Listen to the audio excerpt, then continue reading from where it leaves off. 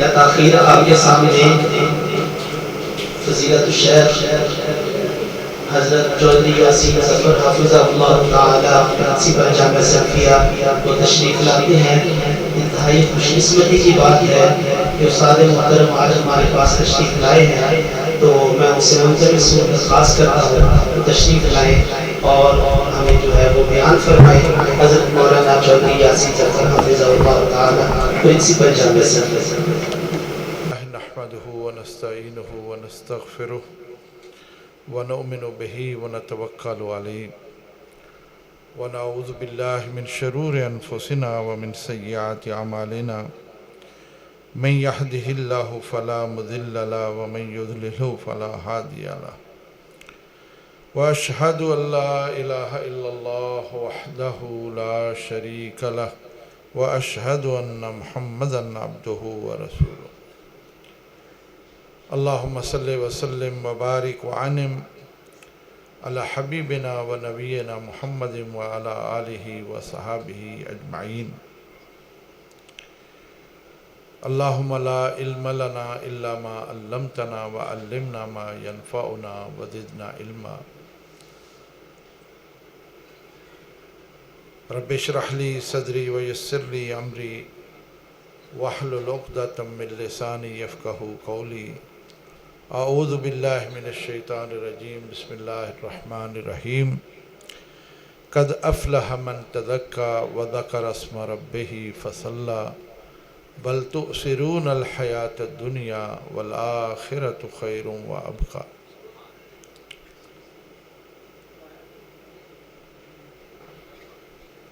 بہت ہی واجب الاحترام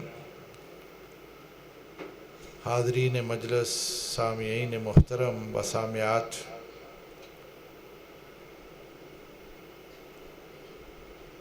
اس وقت ہم ایک بہت ہی مبارک اور باعث رحمت اجتماع میں موجود ہیں، جس میں ہم نے سب نے قرآن حکیم کا اختتام سنا ہے اور اللہ کا شکر ادا کرتے ہیں کہ اس کی توفیق سے ہمارے ان عزیزوں نے قیام اللیل میں قرآن حکیم لفظاً بلفظاً سنایا اور آپ حضرات نے سنا. بڑی سعادت کی بات ہے، بہت ہی خوش نصیبی کی بات ہے ان بچوں کے لیے، ان کے والدین کے لیے اور آپ سب کے لیے بھی جو اس مبارک پروگرام میں شریک رہے. اللہ رب العزت سب کی کوششوں محنتوں کو قبول فرمائے اور ہم سب کی نجات کا ذریعہ بنا دے. رمضان المبارک بہت ہی مقدس مہینہ ہے. جب سے یہ طلوع ہوا اللہ کے فضل و کرم سے مسجدیں بھر گئیں، دلوں میں نرمی پیدا ہوئی، رجوع اللہ کے مناظر دیکھنے میں آئے اور جہاں ہم روزہ رکھتے ہیں وہاں دیگر عبادات کے اندر بھی سرگرمیاں نظر آئیں. خوش نصیب ہیں وہ لوگ جو اس مہینے میں پوری محنت سے، توجہ سے روزہ رکھتے ہیں، عبادت کرتے ہیں، اللہ کی رضوان حاصل کر کے مغفرت کا پروانہ حاصل کر لیتے ہیں. اللہ کریم مجھے اور آپ سب کو اس زمرے میں شامل کر رہے. اور کتنے ہی بد نصیب ہیں وہ لوگ جو اس مہینے میں بھی اپنی لاپرواہی سے، غفلت، سستی سے اس اعزاز سے محروم.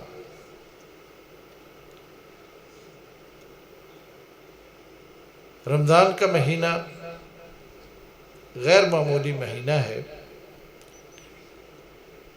آپ سب نے اس پورے مہینے میں واعظین سے، خطباء سے، علماء سے بہت ساری وعظ و نصیحت سنی ہے.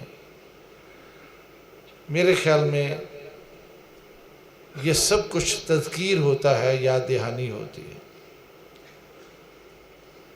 ہم میں سے وہ آدمی یا وہ مسلمان جو بات سن کر اس کا جائزہ لیتا ہے اور اپنے آپ کو دیکھتا ہے کہ وہ کہاں کھڑا ہے، تو میرے خیال میں وہ اپنی اصلاح بھی کر لیتا ہے اور وہ واعظ جو اس نے سنا ہوتا ہے اس کا نتیجہ بھی نکالتا ہے۔ لیکن اگر یہ واعظ، یہ خطبے، یہ لمبی چوڑی تقریریں، پرجوش بیانات ہمارے سروں سے گزر جائیں اور ہمارے دل میں ان کے لیے کوئی جگہ نہ ہو، تو اس سے بڑی بھی بد نصیبی اور کیا ہو سکتی ہے۔ اللہ رب العزت نے اپنے ماننے والوں کو عبادت کا حکم دیا ہے۔ یہ عبادت محض پوجا پاٹ نہیں ہے، یہ جسمانی حرکات و سکنات کا نام نہیں ہے کہ انسان روزہ رکھ لے اور صبح سے شام تک بھوکا رہے، پیاسا رہے، انسان نماز پڑھے اور اس میں رکوع سجدہ کر لے، حج عمرے پر جائے، جہاں پیسے خرچ کرے وہاں کی مشقت بھی اٹھائے، اس کا نام عبادت نہیں ہے۔ اللہ تعالیٰ اس عبادت کے ذریعے سے ہمارے اندر ایک ایسی رفعت اور ایسی سربلندی پیدا کرتے ہیں کہ اللہ کی یہ مخلوق جو کہ شاہکار مخلوق ہے، جو اللہ کی پسندیدہ ہے، جس کو خود اللہ نے اپنے ہاتھ سے بنایا ہے، اللہ چاہتے ہیں کہ وہ بلند مقام حاصل کر کے جنت کا وارث بن جائے۔ اور یہی عبادت انسان کی جہاں جسمانی وہاں روحانی تربیت کا بھی باعث بنتی ہے۔ وہ کیسی عبادت ہے کہ انسان وہ کرتا ہے لیکن اس کے اثرات اس کی شخصیت پر نہ ہو، ایسی عبادت کا کوئی فائدہ نہیں۔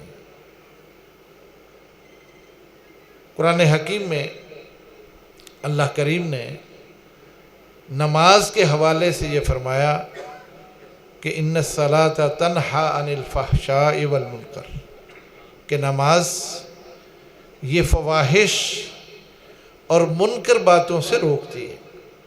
پڑھتے آپ نماز ہیں، 5 وقت پڑھیں، مختلف رکعتیں پڑھیں، لیکن یہ نماز آپ کو فواحش سے بھی اور بری باتوں سے بھی روک دے۔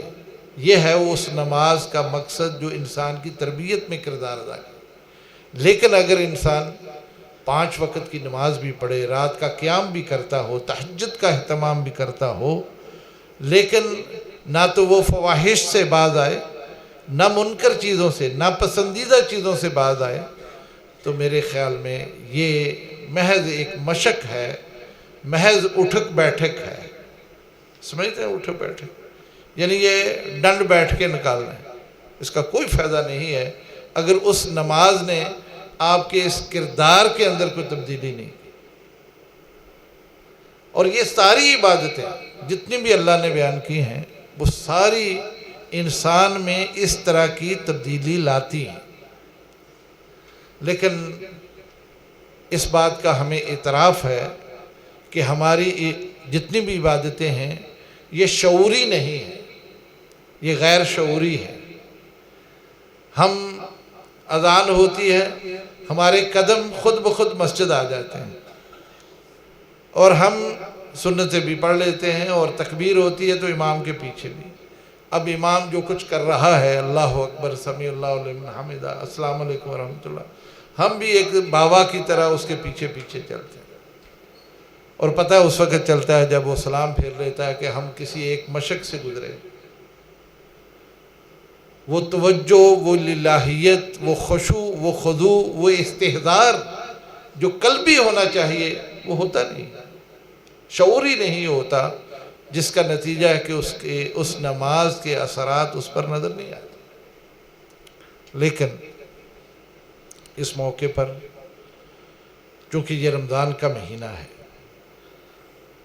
اور میں اور آپ الحمدللہ اللہ کا شکر ادا کرتے ہیں کہ اس کی توفیق سے ہم نے 25 روزے آج مکمل کیے، 25 روزے مکمل کر لیں۔ میں چاہتا ہوں چند گزارشات آپ کے سامنے رکھوں، چند باتیں، آپ دل جمی سے بیٹھیے۔ ماشاءاللہ ہمارے جامعہ کے شیخ الحدیث مفتی ڈاکٹر عتیق الرحمن صاحب تشریف فرما ہے۔ اصل تو بیان ان کا ہوگا ختم قرآن کے حوالے سے، وہ انشاءاللہ وہ ایمان افروز گفتگو کریں گے کہ ہمارے دل منور ہوں گے انشاءاللہ العزیز۔ اس لیے بڑی تسلی سے بیٹھیے۔ میں تو صرف چند باتیں جس کا مجھے بھی احساس ہے اور میں وہ احساس آپ تک منتقل کرنا چاہتا ہوں۔ اللہ تعالیٰ نے جتنی عبادات ہمیں دی ہیں، ان عبادتوں میں سب سے زیادہ بہترین عبادت وہ روزہ ہے۔ یہ روزہ ایک ایسی عبادت ہے کہ انسان اس مرحلے سے گزرتا ہے تو لازماً اس میں کچھ نہ کچھ تبدیلی آتی ہے، اس لیے کہ اس کا دورانیہ چند منٹ نہیں ہے، اس کا دورانیہ پورا مہینہ ہے، 29 یا 30 دن اس کا دورانیہ ہے۔ لہذا کوئی بھی عبادت جب اس کا دورانیہ اتنا ہو تو لازمی طور پر اس کے کچھ نہ کچھ اثرات ہوتے ہیں۔ میں چند باتیں ذکر کرتا ہوں۔ اب جائزہ لینا آپ کا کام ہے، محاسبہ کرنا آپ کا کام ہے، اور دیکھنا آپ نے یہ ہے کہ میں کہاں کھڑا ہوں، کیا میرے اندر کچھ نہ کچھ یہ چیزیں تبدیل ہوئی ہیں اور اس روزے کے اثرات میرے اوپر آئے ہیں۔ اگر ہوا ہے تو اللہ کا شکر ہے، اگر نہیں ہے تو آپ کو فکر مند ہونا چاہیے۔ پہلی بات، یہ روزہ انسان کو وقت کا پابند بناتا ہے۔ میرے خیال میں اگرچہ باقی عبادات کے اندر بھی وقت کی پابندی کا لحاظ رکھا گیا ہے، جیسے نمازوں کے اوقات ہیں، حج کا ایک خاص وقت ہے، زکوٰۃ وہ بھی 1 سال کے بعد ہے، اگرچہ اس میں بھی ہے، لیکن جتنا لحاظ اس میں ہے شاید اس میں نہیں ہے۔ ان میں کچھ گنجائش، لیکن اس میں تو ذرا بھی گنجائش نہیں۔ مثلا آپ نے روزہ رکھنا ہے تو اس کے لیے آپ نے سحری کھانی ہے۔ اب سحری کا ایک وقت ہے، اذان فجر سے قبل ضرور بضرور آپ کھا لیں، پی لیں اور فارغ ہو جائیں۔ جیسے ہی مؤذن اللہ اکبر کہے گا، برتن اٹھا دیے جائیں گے، کھانا پینا بند ہو جائے گا۔ اور یہ پریکٹس ہم روز کرتے ہیں، تقریباً 29 دن 30 دن ہم کریں گے۔ الحمدللہ گھروں کے اندر خواتین اس کا اہتمام کرتی ہیں اور آپ بھی اس میں شریک ہوتے ہیں، اور سب بچے مل کے، سب بڑے چھوٹے کھانے کی دسترخوان پر آتے ہیں اور کھا کے فارغ ہو جاتے ہیں۔ اس کے بعد اذان ہوتا ہے، یعنی اس قدر پابندی کہ ہم اس موقع پر اٹھتے ہیں اور تازہ دم ہو کے ہم کھانا کھا کے فارغ ہو جاتے ہیں، اور پھر پورا دن ہم گزارتے ہیں، 12 گھنٹے کا پیریڈ گزار کے شام مغرب کی جب اذان ہوتی ہے، مؤذن جب اللہ اکبر کہتا ہے تو ماشاءاللہ سے روزہ افطار ہوتا ہے۔ اور میں نے دیکھا ہے، آپ نے بھی دیکھا ہے، کوئی آدمی اللہ اکبر کرنے کے بعد، یعنی اذان کی آواز سننے کے بعد وہ کھجور لے کے وہ بیٹھا نہیں رہتا۔ دیکھا کبھی آپ نے کہ وہ بیٹھا نہیں ہوگا، جیسے ہی آواز آئی وہ سب کو کہے گا کھل گیا بھائی، روزہ کھل گیا، کھولو، خود بھی کھولے گا۔ اور یعنی وقت کی پابندی کا اس قدر اہتمام اور کہیں نہیں ہوگا جیسے روزے کے اندر ہوتا ہے۔ اب یہ محض ایک اتفاق نہیں ہے، بلکہ حقیقت یہ ہے کہ یہ میری اور آپ کی ایک تربیت ہے کہ ہمیں ہر کام وقت پر کرنا ہے، اور روزہ یہ ہماری تربیت کر رہا ہے کہ صبح بھی ہمیں اسی طرح سے سکھایا اور شام کو بھی اسی طرح سے کہا۔ اب دیکھنا یہ ہے کہ اس پورے مہینے کی پریکٹس کے بعد میرے اندر کوئی تبدیلی آئی ہے؟ میرے معمولات کیا تھے؟ کیا میں وقت پر کام پہ جاتا تھا؟ وقت پر میں سارے معاملات کرتا تھا؟ کسی سے اگر وعدہ کیا تو کیا وقت پر اس کے ہاں گیا؟ یقیناً ہماری زندگی میں اتنی افراتفری ہے، اتنی بد نظمی ہے کہ ایسا ممکن نہیں ہے۔ اور بہانے تو ہمارے پاس تو ماشاءاللہ تبارک تعالی لمبی فہرست ہے کہ کوئی بھی انسان کہیں کوئی وقت دیا ہے جانا ہے تو یہ سب سے بڑا بہانہ ہے نا جی، ٹریفک کا راستہ، ازدحام تھا، اور بالفعل ہوتا بھی ہے، لیکن بھئی آپ کی منصوبہ بندی کیا ہے؟ اگر آپ نے کسی وقت جانا ہے، کہیں پہنچنا ہے تو آپ اس کی منصوبہ بندی کریں، وقت سے پہلے نکلیں، لیکن ایسا ہوتا نہیں ہے۔ لیکن روزہ کیا سکھاتا ہے؟ وقت کی پابندی سکھاتا ہے۔ ہم پورا مہینہ پریکٹس کرنے کے باوجود وہی کے وہیں کھڑے ہیں اور ہمارے اندر کوئی اس کی تبدیلی نہیں۔ میرے خیال میں یہ ہر اس شخص کے لیے لمحہ فکریہ ہے جو یہ سب کچھ کرنے کے باوجود بھی وہ ایسا نہیں کرتا۔ مجھے ہمارے ایک معالج جو کہ شوگر کے مریض ان کے پاس جاتے ہیں، اس کا معالج ہے، اس نے کہا کہ میں نے ایک تجربہ کیا ہے کہ عام دنوں میں جو شوگر کے مریض ہیں ان کے شوگر کا لیول بڑا ہوتا ہے، بڑھ جاتا ہے، دوائی یا انسولین وغیرہ سے ہم کنٹرول، لیکن رمضان میں ہم نے دیکھا ہے کہ اس میں کچھ نہ کچھ فرق آیا ہوتا ہے۔ اس کی وجہ کیا ہے کہ وہ وقت کے ساتھ پابندی کے ساتھ کھانا کھاتا ہے اور وقت کے ساتھ ہی اس کو چھوڑ کے دوبارہ کھاتا ہے۔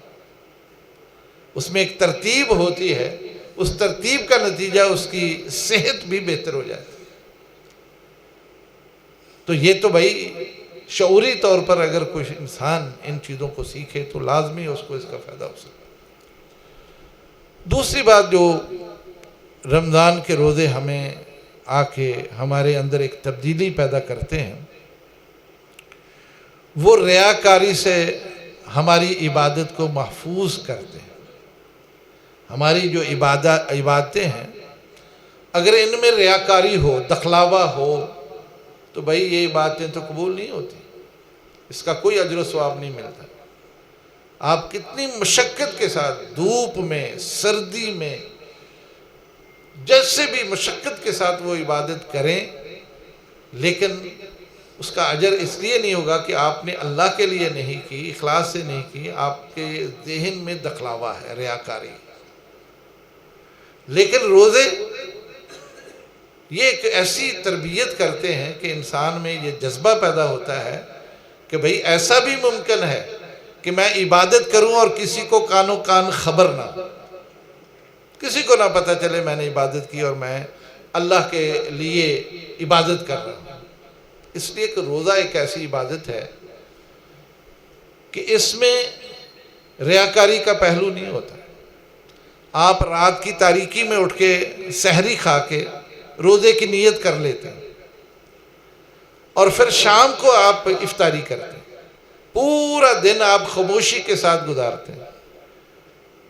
آپ نے نہیں دیکھا ہوگا کہ لوگ اس کا ڈڈورا پیٹتے ہوں، میرا روزہ ہے جی، میرا روزہ ہے، میرا روزہ ہے، میرا روزہ، ایسا نہیں کہتے، خاموش رہتے ہیں، خاموشی کے ساتھ پورا دن گزارتے ہیں۔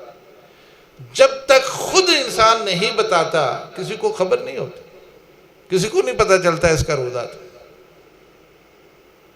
لہذا اس میں جو پردہ ہے، جو اس میں ریاکاری سے محفوظ رہنے کا طریقہ ہے، وہ میری اور آپ کی تربیت کرتا ہے کہ ہم باقی عبادتوں کے اندر بھی اس کا اہتمام کریں۔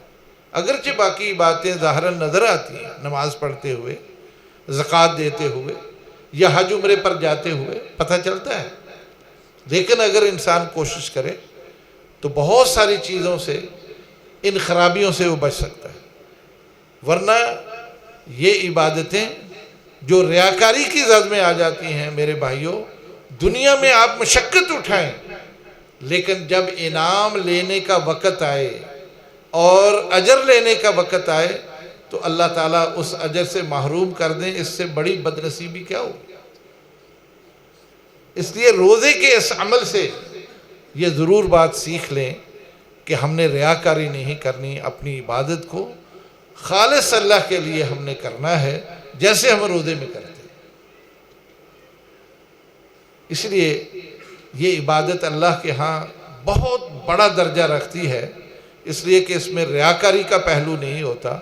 فرمایا الصوم لی وانا اجزی بہ، یہ روزہ میرے لیے تھا، اس میں کوئی اور شریک نہیں ہے، اس میں کسی کو بھی اس کا کوئی جز نہیں ملا، اس کا کوئی حصہ نہیں ملا، یہ خالص میرے لیے ہے، لہذا اس کا اجر و ثواب میں اپنے شان شان طریقے سے عطا کروں۔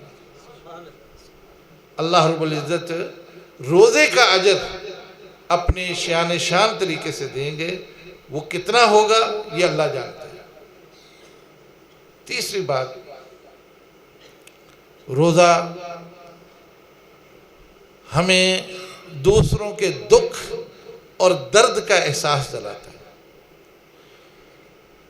بظاہر یہ ایک ایسی عبادت ہے کہ جو ہم اللہ کی رضا کے لیے رکھتے ہیں، لیکن اس کا مرحلہ، اس کا پیریڈ ایسا ہے کہ ہم بھی بہت ساری چیزوں سے گزرتے ہیں۔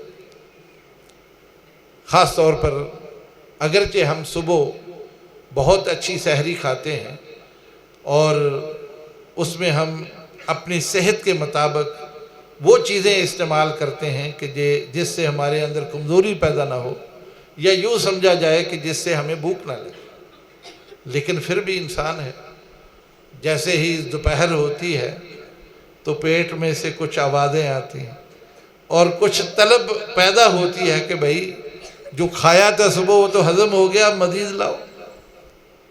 یہ احساس ہوتا ہے کہ نہیں ہوتا؟ بھوک لگتی ہے نا، اور اگر گرمی میں ہو، ایسی جگہ پر ہو تو پیاس بھی لگتی ہے۔ یہ بھوک اور پیاس، آپ یقین کریں، اگر میں آپ سے یہ پوچھوں کہ انسان کا سب سے بڑا دکھ ہے کیا، انسان کا سب سے بڑا دکھ کیا ہے، وہ اس کی یہ غربت، اس کی یہ بھوک اور اس کی یہ پیاس۔ انسان ہر چیز برداشت کرتا ہے، لیکن اس مرحلے میں آ کے اس کی بے بسی ہوتی ہے، اپنی بھوک مٹانے کے لیے ہر کام کرنے کے لیے تیار ہو جاتا ہے۔ یہ بڑی آزمائش کی بات ہے۔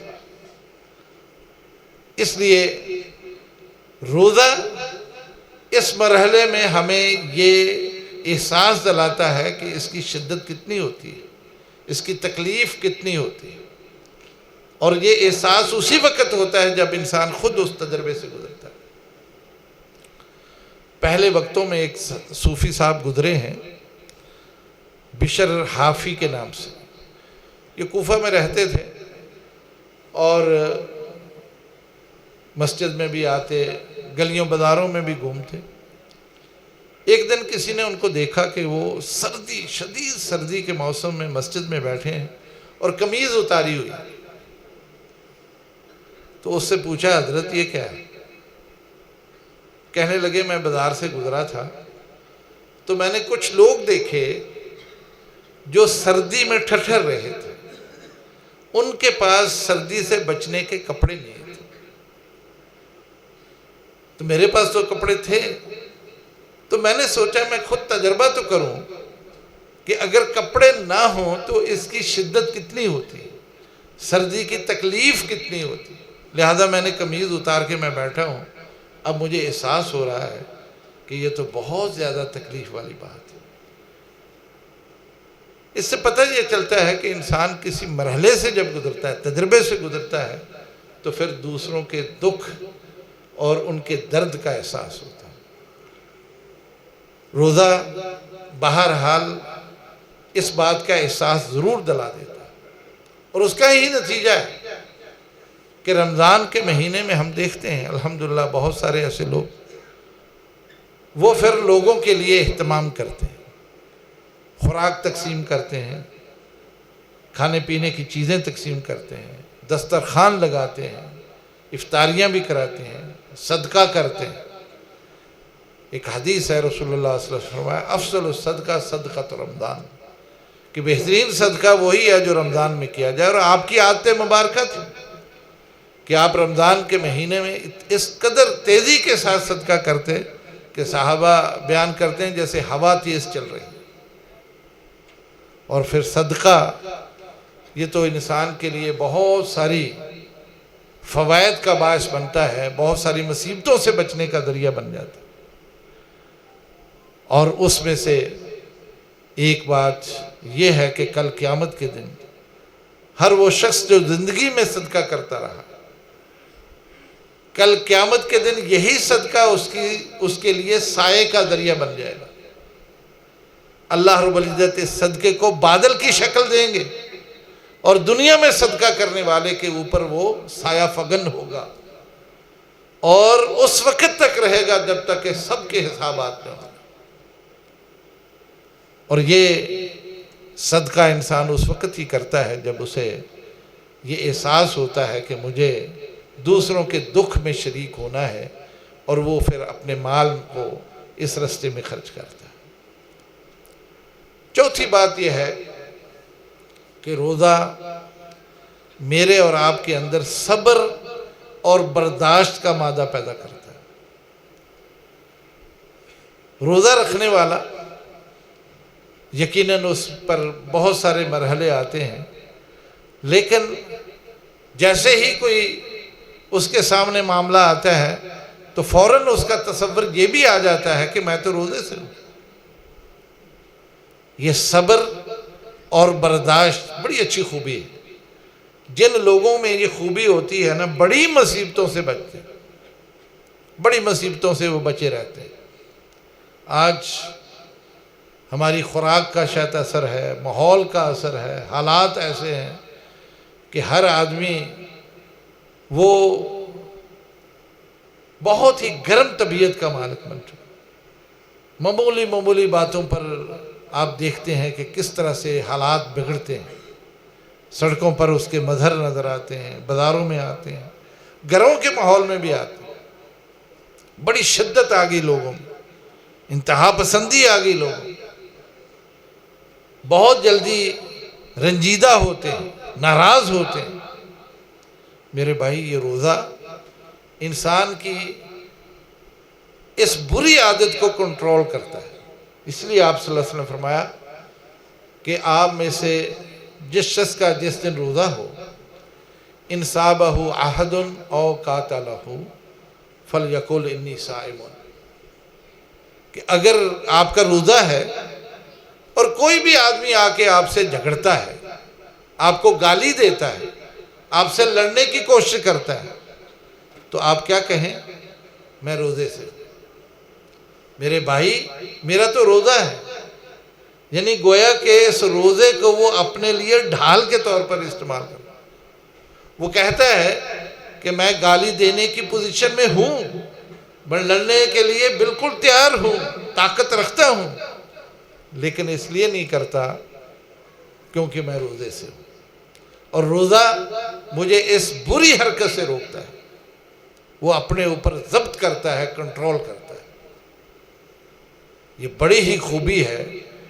ہم پورا مہینہ اس پریکٹس سے گزرتے ہیں، لیکن جائزہ لینے کی ضرورت ہے، کیا ہمارے مزاج میں یہ تبدیلی آئی ہے، یا ہم محسوس کرتے ہیں کہ واقعی میرے اندر پہلے شدت تھی، میں بڑی جلدی گرم ہوتا تھا، بات پر میں بگڑتا تھا، اب روزے بھی رکھتا ہوں، کیا اب میرے خون میں کچھ جو حدت تھی وہ کم ہوئی؟ کیا میرا غصہ کچھ ٹھنڈا ہوا؟ میرے بھائی، اگر ہوا ہے آپ مبارکباد کے لائق ہیں، اگر نہیں ہوا ہے تو یہ آپ کے لیے سوالیہ نشان ہے۔ ضرور غور کیجئے گا کہ اس روزے نے تو پھر آپ کا کچھ بھی نہ بگاڑا، آپ وہیں کے وہیں کھڑے ہیں جہاں پہلے تھے۔ روزہ تو آپ کو ان چیزوں سے روکتا ہے، روزہ تو آپ پر کنٹرول کرتا ہے۔ اور پھر صبر، یہ تو ایسی ایک خوبی ہے، قرآن حکیم میں ذکر ہوا کل قیامت کے روز وہ لوگ جو صبر کرتے رہے اس دنیا میں، اللہ بغیر حساب کتاب کے ان کو اجر دے گا، بغیر حساب کتاب کے اجر۔ اور یہ اجر کیا ہے؟ جنت کے سوا کچھ نہیں ہے۔ اور علماء نے لکھا ہے کہ صبر کی سب سے اعلیٰ کوالٹی، سب سے اعلیٰ درجہ صبر کا، ہمارے ہاں تو کوئی تعزیت ہو جائے، فوتگی ہو گئی، کوئی نقصان ہو گیا، ہم دلاسا دیتے ہیں آ کے بھئی اچھا صبر کرو، اللہ کا حکم آیا صبر کرو، ہم دلاسا دیتے ہیں۔ علماء نے لکھا ہے کہ نہیں، صبر کا جو اصل مقام و مرتبہ، جو افضلیت ہے، وہ یہ ہے کہ انسان گناہ کے اوپر قادر ہو، وہ گناہ کرنے کے اوپر قادر ہو، وسائل دستیاب ہو، کوئی اس کو روکنے والا نہ ہو، لیکن گناہ کرتا نہیں، صبر کرتا۔ یہ صبر سب سے زیادہ اجر کا باعث بنا۔ آپ ذرا اپنا جائزہ لیں کہ ایسے مرحلے آپ پر بھی آتے ہوں گے، اس وقت آپ کیا کرتے ہیں؟ کیا آپ صبر کرتے ہیں یا اس مرحلے سے گزر جاتے ہیں؟ میرے بھائی، روزہ تو ہمیں یہی سکھلا رہا ہے، روزے کا مقصد یہی ہے، اور اگر یہ چیزیں ہم حاصل نہیں کر پا رہے تو میرے خیال میں ہم ایک ایسی مشقت میں پڑے ہوئے ہیں جس کا کوئی حاصل نہیں۔ اور اس کے ساتھ یہ روزہ میرے اور آپ کے اندر روحانیت پیدا کرتا ہے۔ روحانیت کیا ہوتی ہے؟ اس کا تعلق انسان کے وجود میں جو روح موجود ہے، جو اس کو نیکی کی طرف مائل رکھتی ہے اور اس کی غذا ہی نیکی ہے، یہ انسان اس روزے کے ذریعے سے اپنی اس روح کو طاقت دیتا ہے۔ ذرا توجہ چاہوں گا، میرا اور آپ کا جسم دو چیزوں سے مرکب ہے۔ ایک جسم ہے میرا اور آپ کا، یہ مٹی کا بنا ہوا ہے۔ یہ بت جو میرا اور آپ کا بت ہے نا، یہ مٹی کا بنا ہے۔ اللہ نے اس کی غذا بھی مٹی سے بنائی۔ وہ تمام چیزیں جو ہم کھاتے ہیں مٹی سے، زمین سے اگتی ہیں، اور اس جسم کو طاقت دیتی ہیں، کھاتے ہیں، اس کا لحاظ کرتے ہیں، اسے خوب پالتے پوستے ہیں، ماشاءاللہ تبارک اللہ، کوئی کمی نہیں چھوڑتے۔ اگر تھوڑی سی بھی کمزوری محسوس ہوتی ہے یا تو حکیم کے پاس یا کسی ڈاکٹر کے پاس وٹامن لینے چلے جاتے ہیں، ایسا ہی ہوتا ہے۔ لیکن جس وجہ سے میں زندہ ہوں، میری حیات ہے، وہ روح ہے۔ روح کی وجہ سے میں زندہ ہوں۔ آج روح نکل گئی تو میں کیا ہو گیا؟ کیا ہو گیا؟ میت، مردہ، اٹھاؤ اور قبرستان چھوڑا۔ یعنی روح نکل گئی تو یہ جسم جس کو میں بڑا پالتا ہوں، جس کو روزانہ میں دھوتا ہوں، خوشبوئیں لگاتا ہوں اور مالش بھی کرواتا ہوں، سنوارتا ہوں، جیسے روح اس میں سے نکل گئی، یہ مٹی میں گیا۔ لیکن وہ روح جو میرے اندر ہے اور جو حقیقت میں ہمیں نیکی پر ابھارتی ہے، ہماری وجہ سے وہ اتنی کمزور ہو چکی ہے کہ ہمارے جسم نے اس پر غلبہ پایا ہوا۔ توجہ ہے سب کی؟ اس پر غلبہ پایا ہے اس جسم نے، اور نتیجہ کیا ہے؟ ہمارے خیالات نیکی کی طرف نہیں ہوتے، نمازیں ہماری وہ بالکل بے سود ہوتی ہیں۔ نمازیں پڑھتے ہیں ہم، لیکن اس میں کچھ روحانیت نہیں ہوتی۔ نماز پڑھنے کے بعد وہ خوشی انبساط ہمیں نصیب نہیں ہوتی۔ کبھی دل کی حضوری کے ساتھ نماز پڑھ کے دیکھیں، 2 رکعتیں، کبھی زندگی میں یہ آزمائیں، دل کی حضوری کے ساتھ آپ کے اندر وہ مسرت اور خوشی دوڑ جائے گی کہ آپ اس کا تصور نہیں کر سکتے۔ تو میرے بھائی، اس روح کو بھی آپ نے طاقت دینی ہے۔ اللہ رب العزت کو معلوم ہے کہ یہ بندے اس کا اہتمام نہیں کرتے، لہذا یہ روزے رکھے ہیں 1 مہینے کے، جس میں پھر یہ توازن پیدا ہوتا ہے۔ توازن کیا ہے کہ الحمدللہ ہماری غذا جس طرح سے ہم پورے 11 مہینے کھاتے ہیں نا، اس میں فرق آتا ہے۔ ہم پھر 2 وقت میں کھاتے ہیں، سحری میں کھا لی اور افطاری میں کھا لی۔ پورا دن ہم کھاتے نہیں ہیں، 12 گھنٹے کم از کم ہم فاقہ کشی کرتے ہیں، جس سے یہ جسم، اس میں وہ جو قوت ہوتی ہے، علماء نے اس کو بڑے عجیب لفظ سے تعبیر کیا ہے، اس میں جو وحشت ہوتی ہے وہ جو ہے وہ کمی آ جاتی ہے، اور اس کے نتیجے میں کیا ہوتا ہے، انسان جب روزہ رکھ لیتا ہے نا تو نمازیں بھی پڑھتا ہے، فجر بھی پڑھ لی، باقی نمازیں بھی پڑھتا ہے، عشاء بھی پڑھتا ہے، قیام اللیل کرتا ہے، تلاوت کرتا ہے، صدقہ کرتا ہے، ذکر کرتا ہے، اچھی بات کرتا ہے، بری باتوں سے بچ جاتا ہے. تو یہ ساری چیزیں روح کی غذا کا باعث بنتی ہیں. نتیجہ کیا ہوتا ہے کہ انسان کے مزاج جسم اور روح میں توازن آ جاتا ہے. یہ وہ خصوصیت ہے جو روزہ میرے اور آپ کے اندر پیدا کرتا ہے.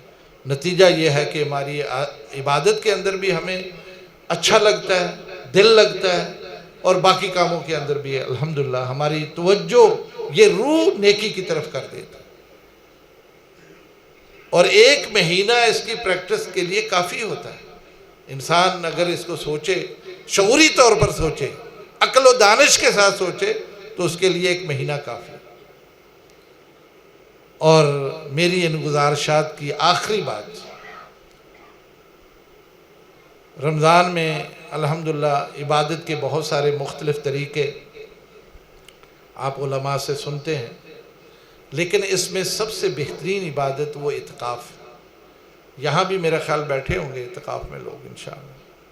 نہیں ہے یہاں نہیں. بہرحال اعتکاف یہ رمضان کا ایک خاصہ ہے کہ اس مہینے میں لوگ اعتکاف بیٹھے. اعتکاف کیا ہے؟ یہ ایک خلوت ہے، دنیا کے دھندوں سے الگ ہو کر، دنیا کی رنگینیوں سے الگ تھلگ ہو کر صرف اور صرف اللہ کے لیے بیٹھ جانا. ہر چیز کو اسے بے نیاز ہو جانا، کاروبار ہے اور باقی دندے ہیں، ان سب سے الگ تھلگ ہو کر کہیں بیٹھ جانا، خیمہ لگا لینا. یہ خلوت گزینی یاد رکھیں، یہ انبیاء کا شیوا ہے، انبیاء کی خوبی ہے. بلکہ علماء نے لکھا ہے، سیرت نگاروں نے لکھا ہے کہ اللہ رب العزت نے ہر پیغمبر کو نبوت دینے سے پہلے اس مرحلے سے گزارا، خلوت سے گزارا. رسول اللہ صلی اللہ علیہ وسلم کی زندگی آپ سنتے پڑھتے ہیں کہ آپ غار حرا میں رہے اور ایک مدت تک رہے. کبھی آپ 10 دن کے لیے، کبھی 2 دن کے لیے، کبھی ہفتے کے لیے، جیسا کہ سیدہ خدیجہ رضی اللہ تعالیٰ عنہا فرماتی ہیں کہ آپ چلے جاتے تھے غار حرا میں. کبھی آپ 2 دن کے لیے، کبھی ہفتے کے لیے آپ چلے جاتے اور اپنی خوراک کا بندوبست کر کے جاتے. تو وہاں کیا کرتے تھے؟ وہ خلوت میں کیا کرتے تھے؟ یہ خلوت میں یہی تو ہوتا تھا کہ انسان الگ تھلگ، دنیا کے دندوں سے الگ تھلگ اللہ کی معرفت حاصل کرتا ہے، اللہ کی عظمت اور کبریائی اس کا ایک مشاہدہ کرتا ہے، اس پر تدبر کرتا ہے.